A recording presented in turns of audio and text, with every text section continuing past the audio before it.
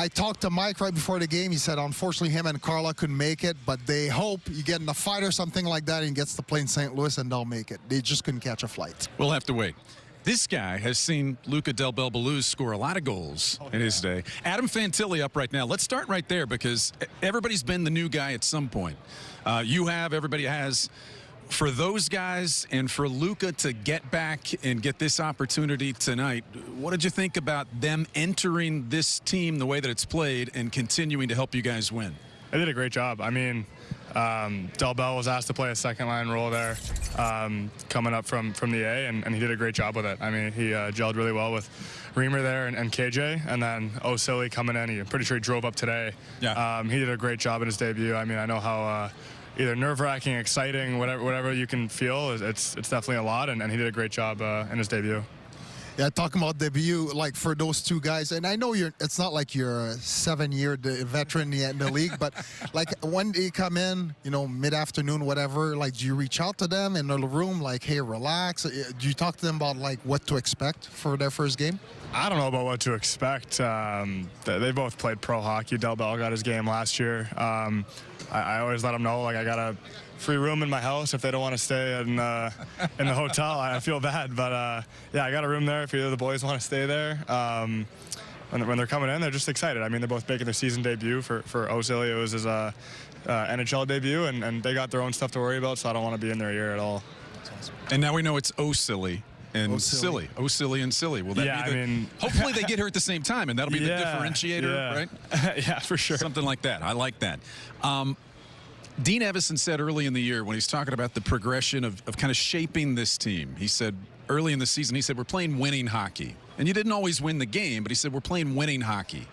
Now he says there's a belief in the room that when you come to the rink, you're going to win. Do you feel that progression of this group, or how would you describe it? Yeah, I mean, it's definitely exciting coming to the rink knowing you can win every game, and I think that's kind of starting to build in our locker room where we kind of expect to be in every game and expect to have a chance to win and expect to win. I mean, we think we can play with all the teams in this league, and we've been proving that. Dean's done a great job with us, and we've been maturing together as a group, and it's gone really well for us this season. Yeah.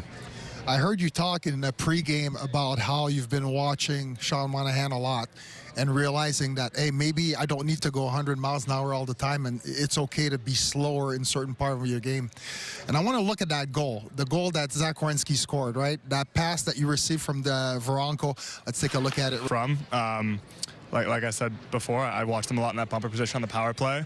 Learning from him there and just trying to watch and emulate as much as I can there.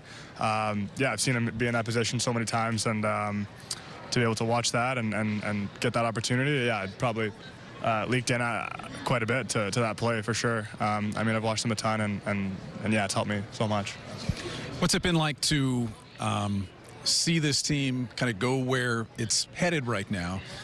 It's the halfway point, or just past the halfway point, but people are talking about the big win in Pittsburgh. They're talking about, hey, the Jackets hit the 41-game mark in a playoff spot. Since you've been here, this is new territory, but I know this is the hope that you're always building towards something like this, going way back to when, before the draft, when you said, hey, I'd really like to be in Columbus.